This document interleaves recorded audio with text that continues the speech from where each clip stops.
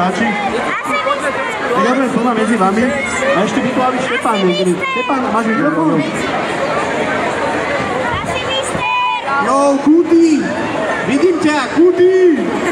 A ty teda chápeš, o čo ide, hej? Tak je to mesto, myslím. Áno, si vyzeral, že to je nejaká referencia, ktorú si iba ty pochopil. Aha, dobre. Víš, keď si spomenul ten merch, tak viem, že dnes to žiadne nie, ale viacero aj rodičov, aj detí sa na to pýtalo možno, že kde vedia ten merch nejako zohnať. Nejaké novinky si teda predstavoval.